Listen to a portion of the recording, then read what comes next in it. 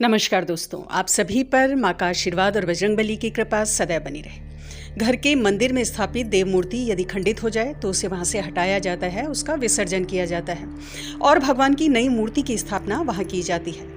लेकिन जिस प्रकार भगवान की मूर्ति की स्थापना की विशेष प्रक्रिया विधि विधान होता है, उसी प्रकार भगवान की मूर्ति यदि खंडित हो जाए तो उसके विसर्जन से पहले भी एक विशेष प्रक्रिया करनी चाहिए, जिसकी जानकारी लोगों को नहीं है। तो बहुत ही महत्वपूर्ण जानकारी आप लोगों से साझा कर रही हूँ, बहुत ही महत्वपूर्ण प्रक्रिया जो मूर्ति विसर्जन से पहले आपको करनी है, ताकि जो खंडित मूर्ति है उसकी ऊर्जा लुप्त ना हो और आपके घर में ही सुरक्षित रहे मूर्ति विसर्जन से पहले। तो ये प्रक्रिया कैसे करनी है, इसी विषय के ऊपर आज की वीडियो है। देखिए, जिस क्षण हम भगवान की मूर्ति खरीदते हैं, हमारे भाव देव मूर्ति से कनेक्ट हो जाते हैं और जब हम उस मूर्ति को घर के मंदिर में स्थापित करते हैं, प्राण प्रतिष्ठा करते हैं, तो हमारे लिए वो मूर्ति एक निर्जीव वस्तु ना होकर, सिर्फ एक मिट्टी या पत्थर की बनी हुई, धातु की बनी हुई वस्तु ना होकर एक सजीव प्राणयुक्त हो जाती है, क्योंकि गहरे भाव हमारे मूर्ति से जुड़ जाते हैं। फिर नित्य हम भगवान की पूजा करते हैं, जोत जलाते हैं, धूप दीप भोगाती उन्हें अर्पित करते हैं। तो हमारे इन भावों से, इन निरंतर की गई प्रक्रियाओं से, मंत्र जाप पाठ आदि से शक्ति का संचार होता है, ऊर्जा का संचार होता है और ये जो ऊर्जा है, ये शक्ति है, ये मूर्ति में प्रवेश कर जाती है और इस प्रकार देव मूर्ति जागृत हो जाती है। और इसमें भी सबसे ज़्यादा ऊर्जा जो मूर्तियाँ ग्रहण करती हैं, देव मूर्तियाँ, हमारे द्वारा जलाए गए दीपक से, दीपक की लौ यानी अग्नि के माध्यम से जो भी भाव भक्त के होते हैं, देव शक्तियों तक पहुँचते हैं, उन्हें तृप्त करते हैं और देव शक्तियाँ हमारी तरफ आकर्षित होती हैं।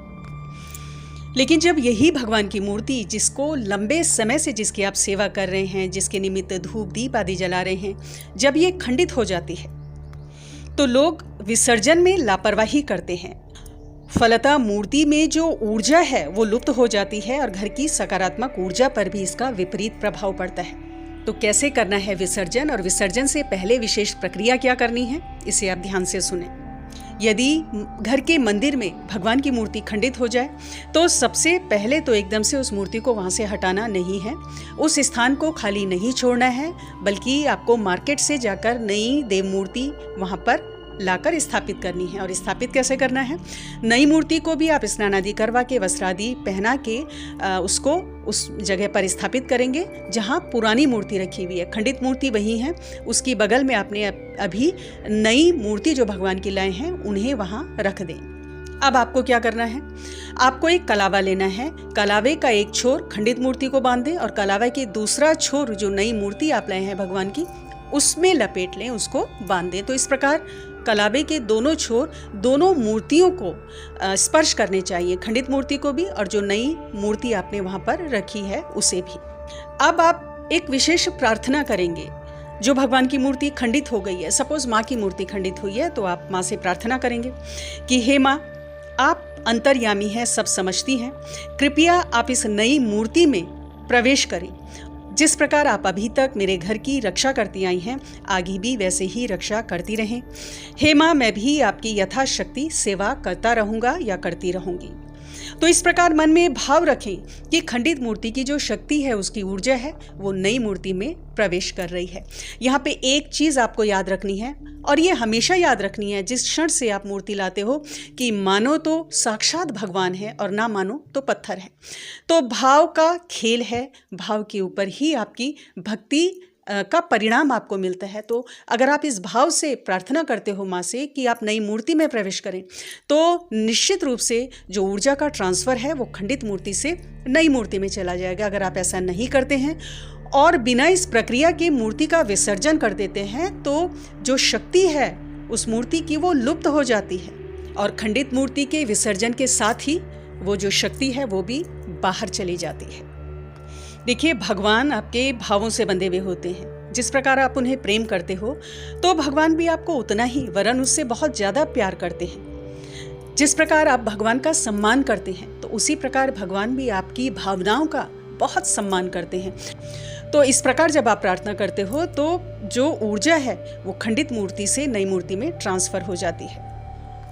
जिस प्रकार आप प्राण प्रतिष्ठा नई मूर्ति की करते हैं तो भावों से ही तो उनमें प्राण डालते हैं, मंत्र आदि करते हैं, प्रार्थना करते हैं और ये भाव मन में लाते हैं कि अब इस मूर्ति में प्राण है, ये मूर्ति साक्षात भगवान है, जागृत है।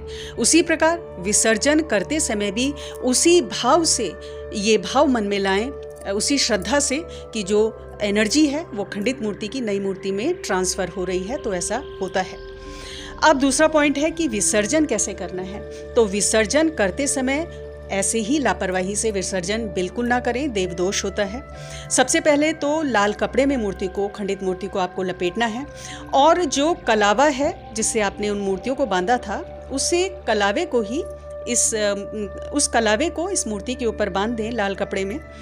अब इसका विसर्जन आप भूमि विसर्जन करें तो श्रेष्ठ है। आजकल के ज़माने में अगर हम कहीं जल विसर्जन आप करें तो जल का प्रदूषण जिस तरह से बढ़ता जा रहा है, तो जल विसर्जन से बचना चाहिए।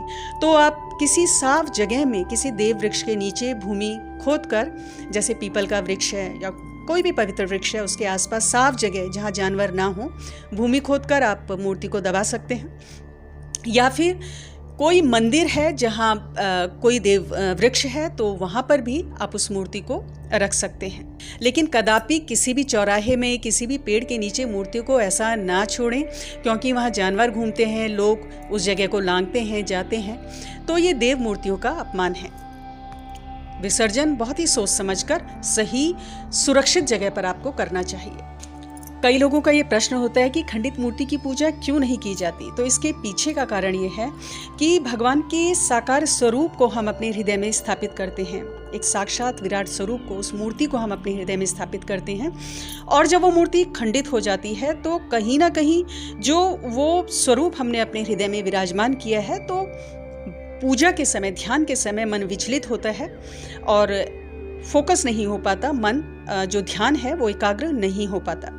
बस यही कारण है कि खंडित मूर्ति की पूजा नहीं की जाती, वरन उसका विसर्जन किया जाता है। इसके अलावा कई लोगों को भय होता है कि अगर घर की मूर्ति खंडित हो गई तो ये बहुत ही बुरी बात है या आने वाले किसी संकट का सूचक है। ऐसा कुछ नहीं है। ऐसी नकारात्मक सोच मन में ना रखें, बल्कि यदि जानी अनजानी मूर्ति खंडित हो गई है तो यही समझे कि आने वाली आपदा टल गई है और भगवान की मूर्ति ने उस आपदा को अपने ऊपर ले लिया है।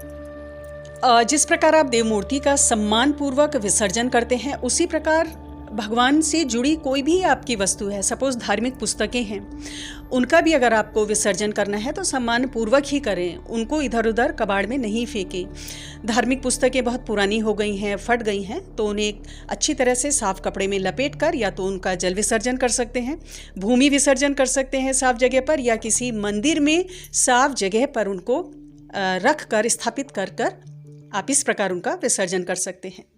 तो आज की वीडियो में इतना ही दोस्तों। अगली वीडियो में बहुत जल्द मिलती हूँ। तब तक के लिए अपना ध्यान रखें, स्वस्थ रहें, खुश रहें, मस्त रहें।